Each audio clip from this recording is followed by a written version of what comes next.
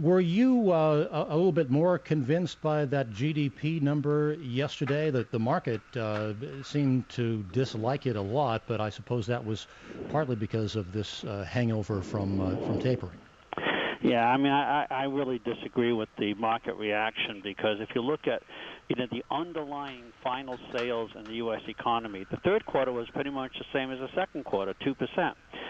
Of that 2.8% GDP, Bob, 0.8% of that was inventories. So, you take out the inventories and you got 2%. So I think the market reaction totally misread the whole thing. I don't think the Fed's in any position to do any tapering. And for me, the key date has to be March 19th when the Fed has its conference call with Janet Yellen at the head of the Fed. That's, I think, the key date to figure out where monetary policy is going in 2014.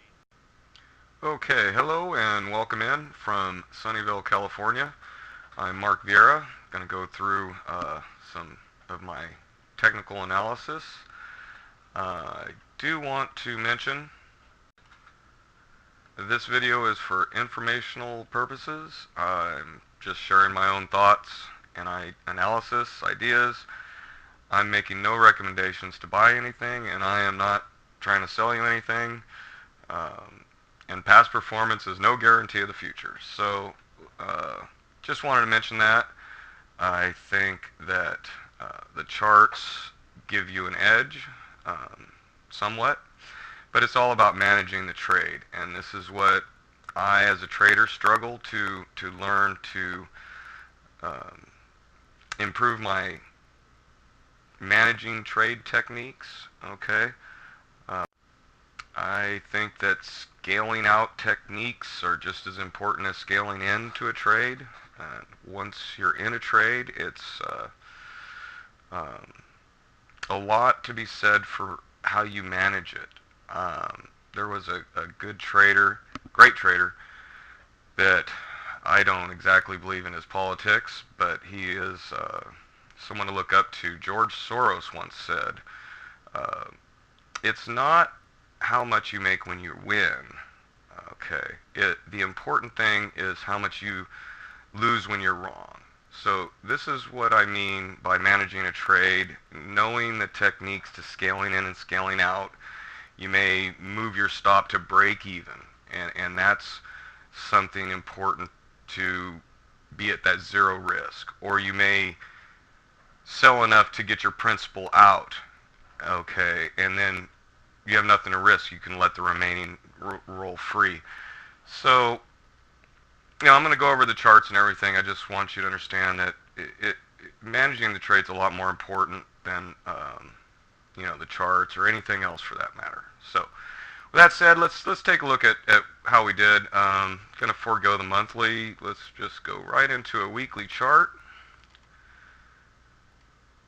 and just an outlook of trend lines here, but I want to zoom in so we can see the important line drawn at these two previous peaks.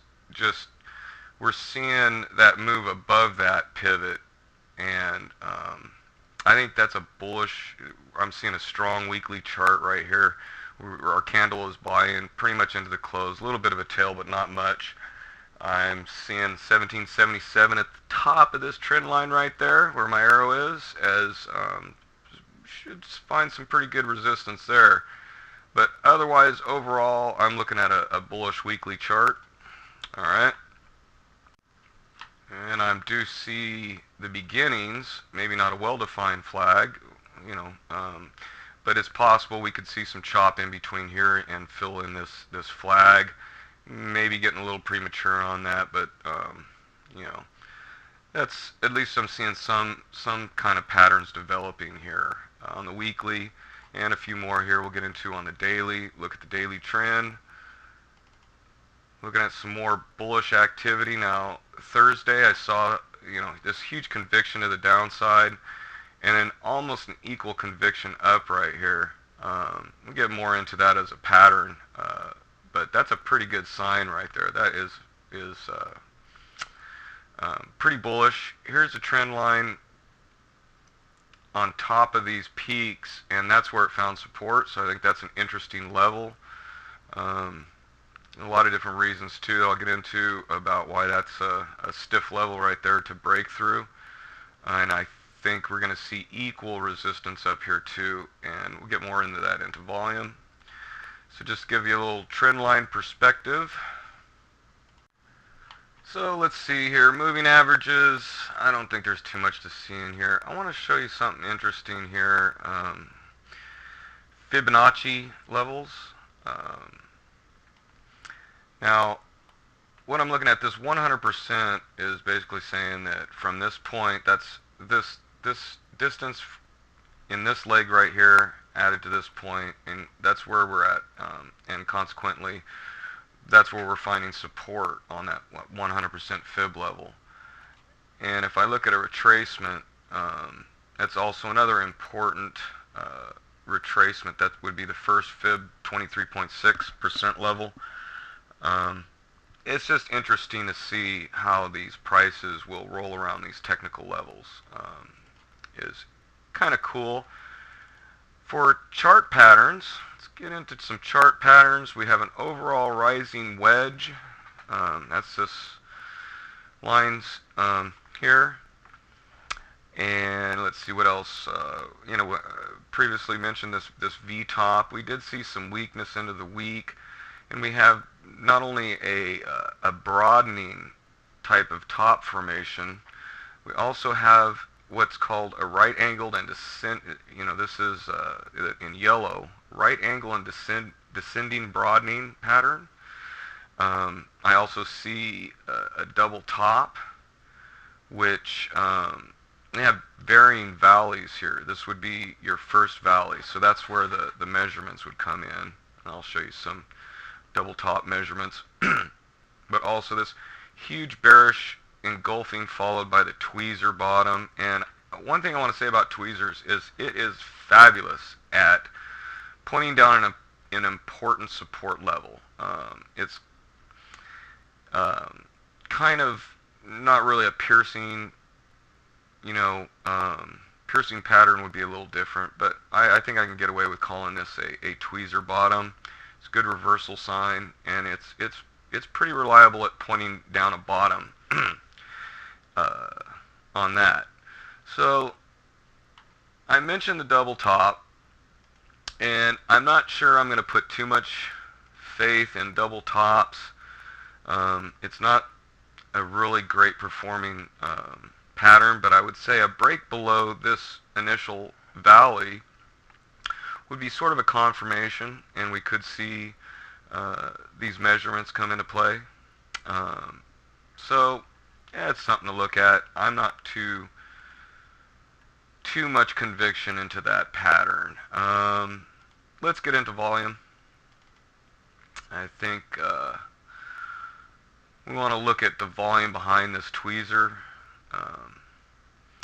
And what I'm seeing is we have a little bit more conviction in the move down than we see in the move up, of course, and it's also evident in the result for the effort. So it's kind of in line, nothing unusual, just slightly less conviction. I don't know if that means a lot, and I think that so far I've been looking at bullish charts. I have to have a bias to the upside, but I'm just not really, showing much conviction in my bias. I think we could easily break down, and we'll see what we see with volume. The hourly volume, let's take a look. We got definitely some problems up here with the higher prices. I do see that supply is overcoming demand at these high towards the upper trend line area. It's going to be tough to get through this resistance is what I'm saying. It's looking pretty stiff. I think more or less we're going to break to the upside early on and then do a sideways melt up, sort of a correction in time, so to speak. So what else do I have in volume here? take a look at some at the monkey bars, kind of like looking at what is the daily 70% of trading activity going on, and we've got a new playground that in my previous video we mentioned that we have a little gap between these playground areas, and I expect to see some expansion downward. We're going to see probably expansion up and downward, and I think we're going to be respecting these rising wedge trend lines for this week. Probably be expecting, hopefully we'll see some weakness, well, I don't know, hopefully, but I'm expecting in the next few weeks that we should see some sort of a pullback. Once we get a definite sign of supply overcoming demand, we'll see something, I think. Let's see here, volatility. We've seen treasuries, the overall bond market is just showing a reflection that I don't think most traders are paying attention to.